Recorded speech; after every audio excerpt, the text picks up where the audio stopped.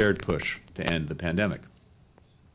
We explored ways that we can work together to meet the ambitious targets that each of our countries set when it comes to tackling climate change, and how we can team up to help other countries meet their goals. That includes coordinating our investments in sustainable infrastructure and in building resilience to the inevitable changes that come from climate change. And we focused on ways we can strengthen our economic security, which is increasingly interconnected. That means shoring up vulnerabilities in our supply chains that have been exposed by the pandemic, from semiconductors to critical minerals, which will also make us less reliant on suppliers who violate human rights or flout environmental standards. This also is much easier to do with 3 advanced economies than 2, or 1. Our economic security also depends on upholding the rules of the road that have enabled decades of unprecedented security for our people and prosperity across the region and around the world. This includes ensuring that our workers and businesses can compete on a fair and level playing field and protecting freedom of navigation and overflight, including in the South and East China Seas. And it includes working together to shape new norms and standards that align with our values and interests, such as in emerging technologies, which are driving big sectors of our intertwined economies and touch on virtually every aspect of the lives of our people. Finally, we discussed how to advance our shared goal of the complete denuclearization of the Korean Peninsula and finding lasting peace there. We condemn the DPRK's recent ballistic missile launches and its unlawful nuclear and ballistic programs, which are clear violations of UN Security Council resolutions. And we continue to work to find ways to hold the DPRK accountable, as we did by imposing sanctions on 8 DPRK-linked individuals and entities last month. Together with our respective special representatives on this topic, Ambassador Sung Kim, who's here, Special Representative No, Director General of Funukashi, we discussed ways that we can deepen trilateral cooperation to deter the DPRK, limit the reach of its most dangerous weapons, defend against its provocations or use of force, and above all, keep the American, Japanese, and Korean people safe, which is our highest responsibility. I want to underscore, we have no hostile intent toward the DPRK. We remain open to dialogue without preconditions if Pyongyang chooses that path. Before I turn to my colleagues, and with their indulgence, let me give a brief update on the crisis in Ukraine, which we also discussed at some length in today's meetings. I spoke by phone last night with Russian Foreign Minister Lavrov, where I raised our serious concerns that Moscow may be considering launching a military attack against Ukraine in the coming days. I made clear, as President Biden did today in his conversation with President Putin, that a diplomatic path to resolving this crisis, a crisis created by the unprovoked massing of Russian forces all around Ukraine, that diplomatic path remains open. The way for Moscow to show that it wants to pursue that path is simple. It should de-escalate rather than escalate. And it should not only talk about seeking a diplomatic outcome, but actually work toward one. On our call, Foreign Minister Lavrov said that Russians are working on a response to the paper that we sent to Moscow more than 2 weeks ago, proposing concrete areas for discussion. It remains to be seen if they'll follow through on that, but if they do, we'll be ready to engage together with our allies and partners. I also underscored that if Moscow chooses the path of aggression and further invades Ukraine, the response from the United States and our allies will be swift, it will be united, it will be severe. Yesterday, we ordered the departure of most of the Americans still at the U.S. Embassy in Kyiv. The risk of Russian military action is high enough, and the threat is imminent enough, that this is the prudent thing to do. No one should be surprised if Russia instigates a provocation or incident, which it then uses to justify military action it had planned all along. A core team will remain in Ukraine with our dedicated Ukrainian colleagues as we continue to work relentlessly to resolve this crisis through deterrence and diplomacy. Our security assistance to Ukraine, as well as aid for other sectors like public health, economic development, all of that will continue. In the meeting that the three of us had, we discussed the threat that Russia's aggression poses, not only to Ukraine, but to the entire international rules-based order, which has provided a foundation for decades of shared security and prosperity for our people here in this region and, again, around the globe.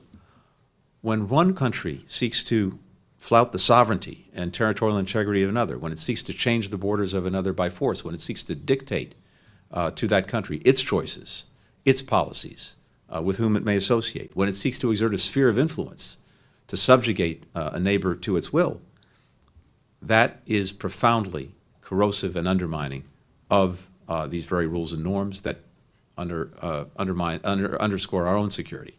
And again, not just in Europe, but around the world. And if we allow that to go unchallenged, if we allow it to proceed with impunity, then we open a Pandora's box.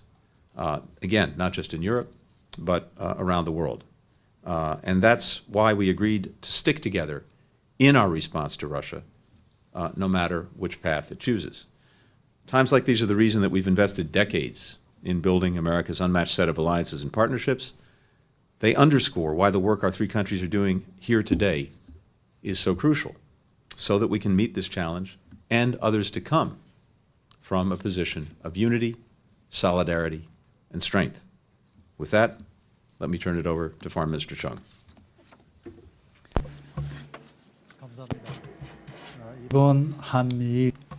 Thank you. This U.S.-Japan Republic of Korea trilateral ministerial meeting has been convened successfully. I extend my sincere appreciation to Secretary Blinken and the government of the United States. The meeting was indeed highly timely, constructive, and informative. We've engaged in informative exchange of information amongst ourselves. We welcome the Biden administration's commitment to the value of alliances and its willingness to proactively engage in the Indo-Pacific. And through the strengthening of the ROK-US alliance and trilateral coordination among Korea, the U.S., and Japan, we are determined to continue working in concert.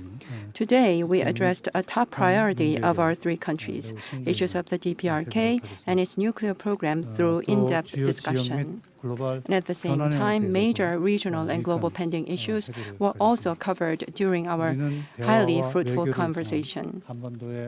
We reaffirmed our shared goals of achieving complete denuclearization and establishment of lasting peace on the Korean Peninsula through dialogue and diplomacy, and we reached consensus in three aspects. First, we expressed concern over the DPRK's recent series of missile launches and other actions that heightened tensions in the region, resolving to prevent the situation on the Korean Peninsula from deteriorating further by making proactive endeavors. We reaffirmed that diplomacy and dialogue with the North is of greater importance than ever, and to bring forward engagement with Pyongyang, we exchanged views on a variety of realistic measures. Thus far, the Biden administration has confirmed that it held no hostile intent toward the DPRK, emphasizing its openness to meeting the country without any preconditions, anywhere, anytime, on numerous occasions. I call on the DPRK to reciprocate and promptly return to dialogue and diplomacy.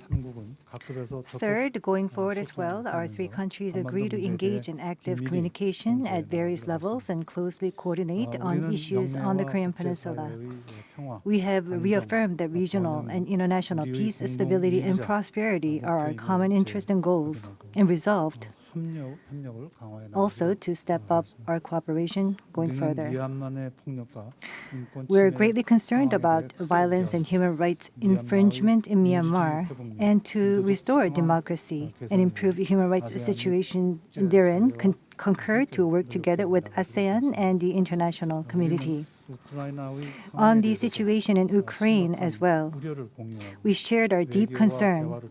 Through diplomacy and dialogue, Ukraine's peace and stability should be re-established as early as possible, a position we reaffirmed. Cooperation among Korea, the United States, and Japan ranges from ensuring stable global supply chains, including for critical minerals, and promoting other mutually beneficial, future-oriented, and practical cooperation to addressing global challenges, such as economic and security cooperation, and its scope continues to expand. We share democracy, human rights, market economy, and other core values as like-minded countries, and as such, agree to continue our cooperation for global peace and prosperity. Notably, to address COVID-19 and the immediate challenge of facing the entire humanity, we're actively making endeavors in this regard and support the U.S. initiative for the COVID-19 Global Action Plan. Today, we reaffirm the importance and usefulness of trilateral cooperation among Korea, the U.S., and Japan. As we move forward, we'll be getting together often on various occasions, including multilateral meetings, to continue our strategic communication and coordination. Thank you.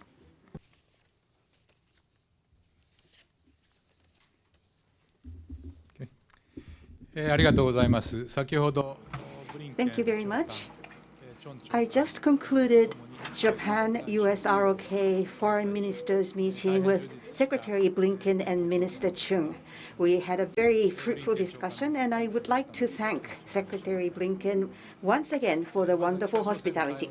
To begin with, regarding North Korea, we shared serious concerns over North Korea's recent repeated launches of ballistic missiles, including the latest launch of IRBM-class ballistic missile on January 30th. Based on a shared understanding that North Korea's nuclear and missile activities pose a threat to the peace and stability of the region and the international community, we aligned our recognition on future measures. Firstly, we concurred to further strengthen regional deterrence. While the Japan-US alliance as well as US-ROK alliance each play an important role in this regard, we concurred on advancing security cooperation among Japan, US, and the ROK. Secondly, we agreed on the importance of fully implementing United Nations Security Council resolutions and concurred to coordinate even more closely on future responses by the Security Council. Thirdly, we shared the recognition that even in such a situation, diplomatic efforts are important, and we agreed to deepen the discussion among Japan, US, and ROK. In this vein, Prime Minister Kishida has repeatedly expressed his determination to meet with Chairman Kim Jong-un face-to-face. I also asked for continued understanding and cooperation from the two ministers on abductions issue, and to which they expressed their strong support. We also had a candid discussion on the regional affairs with the recognition that the collaboration among Japan, US, and the ROK is of strategic importance beyond North Korean-related issue. In this context, I once again welcome the Indo-Pacific strategy that the US announced yesterday. We also affirmed to expand cooperation and collaboration for the peace and stability of the region. We are shared concern about activities that undermine the rules-based international order and concurred that we strongly oppose any unilateral actions that seek to alter the status quo and increase tensions in the region.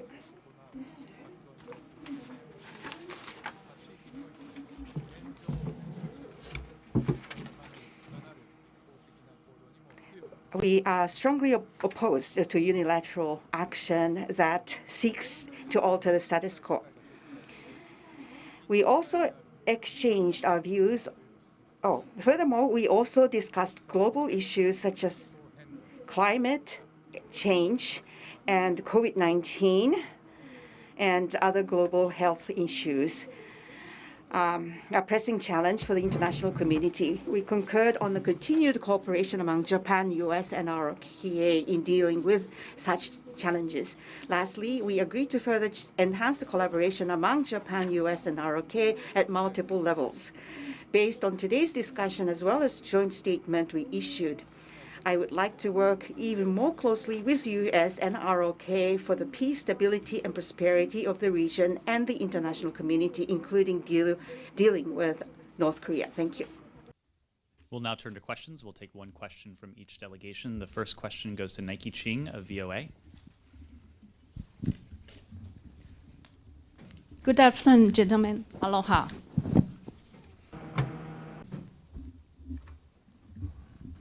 For Secretary Blinken, would the United States consider bold steps toward North Korea? And are you concerned that the disputes between Japan and South Korea over island sovereignty and historical issues are getting in the way?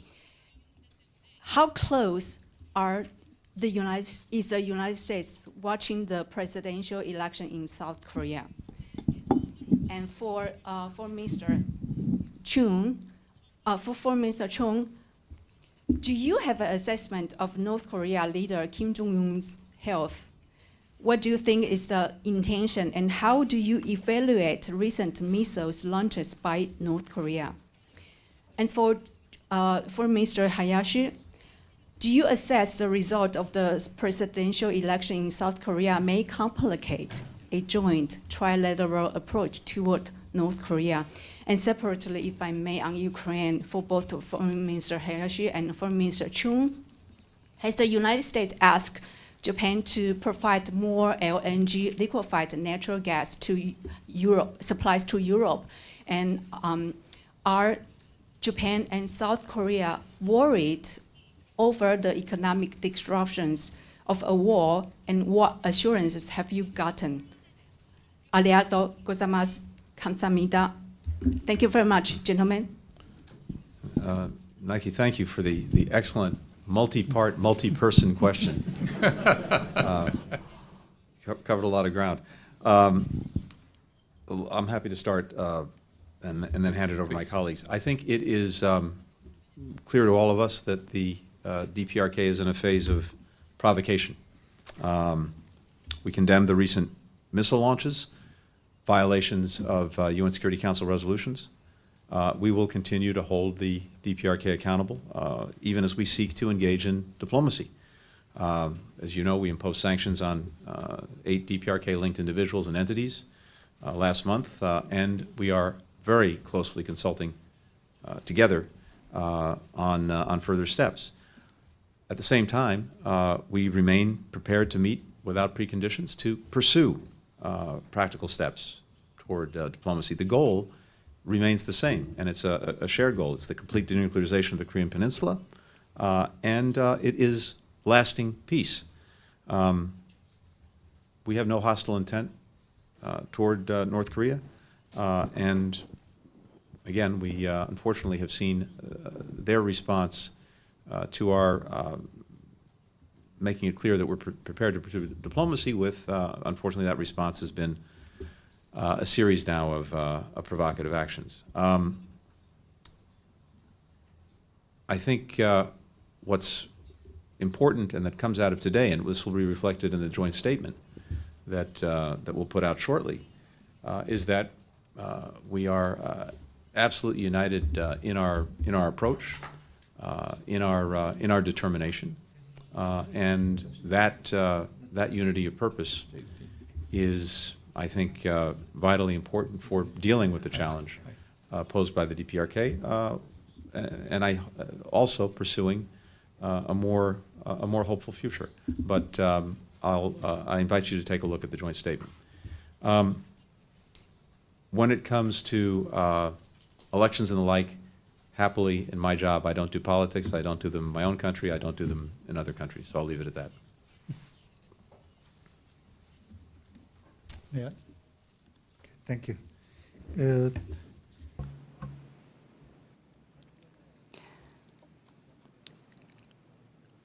Well, there was a question regarding the relations between Korea and Japan, although the question was not directed towards myself. Regarding the Dokdo Island issue, the Korean government's position is very clear, so I do not want to repeat that view myself. But that does not have any impact whatsoever regarding our relations concerning the issue of the DPRK. In the recent month, the DPRK's test firing of ballistic missiles is a conduct that is clearly wrong. And regarding such launches, we are deeply concerned, and we expressed regret, and we are strongly urging North Korea to not repeat such testing. But as was just stated by Secretary Blinken, complete denuclearization and establishment of lasting peace on the Korean Peninsula, our commitment to that goal has never changed. For us to be able to achieve these shared goals, diplomacy and dialogue is a way to go for us. our commitment to that goal and approach is also unchanged. Recently, the DPRK is making its own decisions and has been talking about the possibility of lifting its self-imposed moratorium on missile launches. We are deeply concerned about that, and I strongly urge the DPRK not to put its words into action. Concerning the situation in Ukraine, the developments have been going into the wrong direction, and regarding the support of LNG to Europe, if there are any difficulties in that regard concerning the assistance of gas supply to Europe, we are taking that matter into account proactively. I hope that through diplomacy and dialogue, we hope to see the resolution of the situation in Ukraine as well.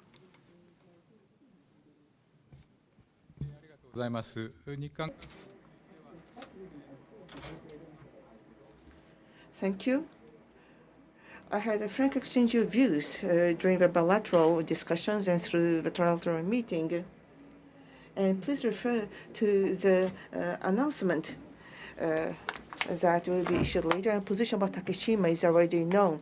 And about presidential elections in South Korea, there was a question raised. That is an internal affair of a different country, so I'll refrain from answering that question. And supply of natural gas was requested from US and Europe, and Japan has decided to supply natural gas. And recently, there was appreciation expressed from the American government as well. The next question will go to PLG Jim, JTBC. Thank you, Nat. First of all, I have a question to Minister Chung. The three countries have been actually urging on North Korea to come to dialogue, but we have not been able to see any concrete measures, though. In order to accelerate their involvement, have you discussed any realistic measures? I think you said that in your statement. So what are some concrete measures that you're going to propose to North Korea? Could you give us more details? I have a question to Secretary Blinken. In relation to the Ukraine's situations, for example, do you believe that ICBM can be launched by North Korea in line with the current situations worsening in Ukraine? Would you think that the United States will be able to manage these two situations at the same time? And also going beyond urging a dialogue from North Korea, perhaps sending a personal letter from President Biden to North Korea. There are some people who are saying that there should be high-level intervention. And last, I have a question to Minister Hayashi. You said that you understand the need to have a trilateral coordination between the three countries. Perhaps the three leaders have to get together. So in terms of the bilateral meeting between Japan and Korea on this, and also there are some historical issues that are underway. I'm very sorry, but there are disruptions to the feedback, sound feed that we're getting from the speaker. The interpretation booth was not able to get any sound from the microphone. I believe that the last question by the journalist would have to be repeated again. There were some technical issues. Last question. To Hayashi. Yeah. So three countries understand the importance of trilateral cooperation. In order to emphasize and underscore that, we need to have a leader-level meeting at the highest level.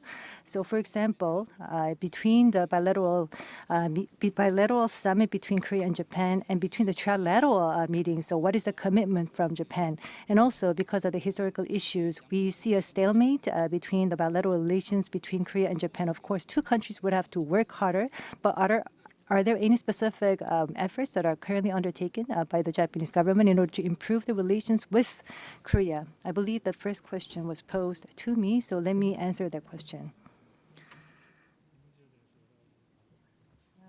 Yes, we actually discussed a lot of measures to deal with this issue, but we're unable to disclose that information at this point of time. At an opportune time in the future, I believe that information will be disclosed to the public in due course. I certainly don't rule out that North Korea could engage in further provocative actions as things are happening in other parts of the world, including in Europe with regard to Ukraine. In fact, as we've been dealing with the challenge posed by Russia's threats of aggression against Ukraine, we've of course had a series of missile launches and tests by North Korea that we've responded to in solidarity with our allies and partners. The bottom line is, and I think in a sense this week is a reasonable demonstration of that, we walk and chew gum at the same time. Even as I've spent the week in the Indo-Pacific region, in Australia, in Fiji, now here in Hawaii, working with the Quad countries, working with our partners in the Pacific Islands, and of course here today with our close allies and partners from Japan and Korea. We've also been engaged in managing the challenge that Russia is currently posing to security in Europe and Ukraine. And in a sense, these things are also inherently linked because whether it is provocative actions undertaken by the DPRK, Russian aggression toward Ukraine, other actions in this region by large countries that seek to undermine the rules-based order that we have established together, these are of a piece, and the common denominator is when basic principles that we've established together that are vital to the security and prosperity of people in all of our countries are being challenged, we stand up together to defend them. Our three countries, and again, I think this will come out in the joint statement, we have a profoundly affirmative vision for what we want to do together for the future, for the citizens of our countries and for people around the world. But we're also committed together as allies and partners to stand up and defend the rules-based order and to act together in solidarity when the principles of that order are being challenged, wherever that challenge is taking place, whether it's in Europe or here in the Indo-Pacific region.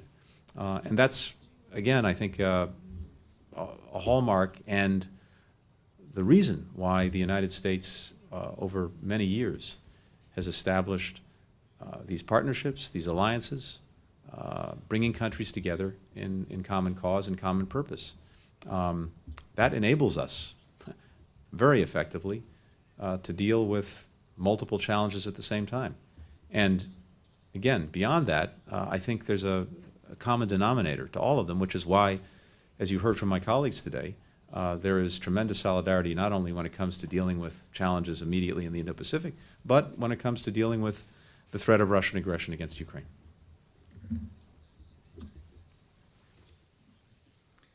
ありがとうございます。日米間の連携、これは Thank you very much. Cooperation between U.S. and South Korea is essential for the peace and stability in this region. So together with the responses in North Korea, we discussed about the regional situation, including China and Ukraine. We had a very good exchange of views. So going forward, for the peace and stability of the region, cooperation between the three countries should be further developed.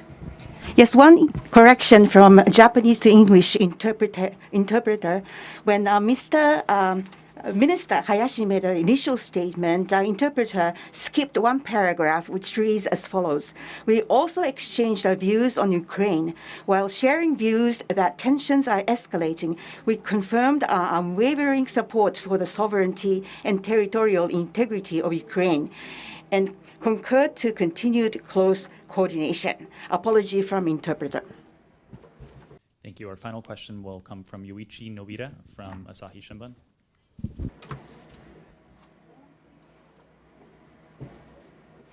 Nobita from Asahi Shimbun. I have a question to the three ministers. The regional stability cooperation between the three countries is important, but currently China is enhancing its advancement into the sea, and both Japan and the U.S. at the defense ministerial meeting in January and through online meeting, they confirmed the strengthening of the alliance. And between Japan, U.S., and ROK, do you plan to take a common measure with agreement with respect to the approaches to China? And how do you think such approaches would be important? I have a question to all of you. I would, again, invite you to look at the joint statement that we'll issue shortly after this meeting comes to an end. We discussed, and I think the statement reflects, the shared concern that we have about activities that undermine the rules-based international order, as we were just discussing. We reaffirmed the desire that we share for a peaceful and stable region that would allow all countries to reach their full potential, free from coercion. We strongly oppose any unilateral actions that seek to alter the status quo and increase tensions in the region. And we reiterated our very strong support, long-standing support for international law, highlighting in particular the importance of compliance with international law as reflected in the United Nations Convention on the Law of the Seas. So I think you'll see that in the joint statement. We also emphasize the importance of peace and stability in the Taiwan Strait. So I invite you to look at the statement when we put it out shortly. Thank you. Woo-young. 감사합니다. Thank you.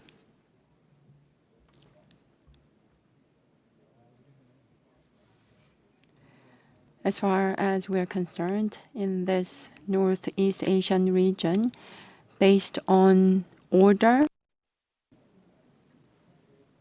my apologies, the audio feed is cut off. We have reached a full agreement on that aspect.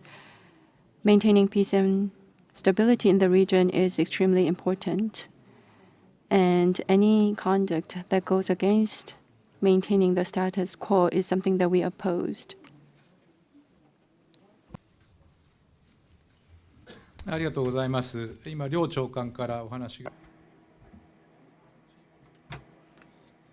So, as was mentioned by both ministers, the three countries must expand its cooperation that was confirmed, and activities that damage international cooperation, which is made on rule, or attempts to change the status quo, and other actions of trying to enhance tension, we agree to strongly oppose such action.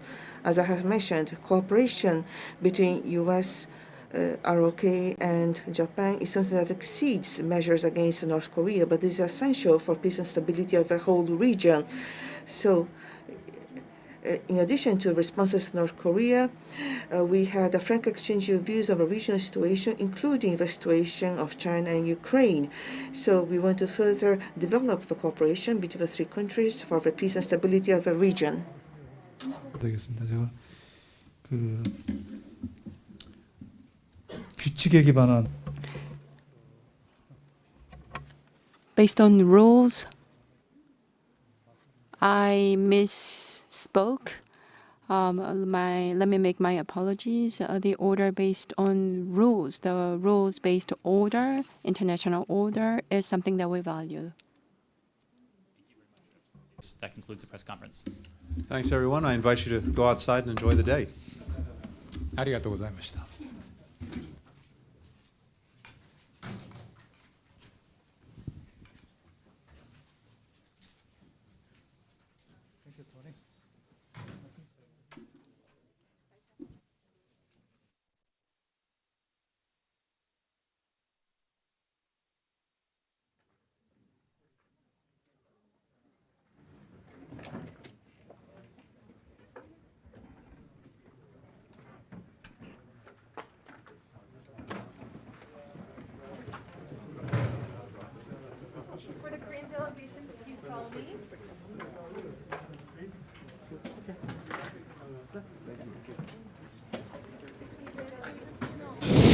中天乘风破浪，重大新闻事件就看 YouTube 中天发烧片。以第3季为例，在登上发烧榜的前50名影片中，中天数量共266支，影片总量中天排名第1名。在登上发烧影片的前3名影片中，中天占24%。Top 3发烧影片数量，中天排名第1。上发烧榜影片数量排名前10名的频道中，中天占了6名。上发烧榜频道数量，中天排名第1。转型到网络后的中天仍专注做好新闻内容，获得广大网友肯定。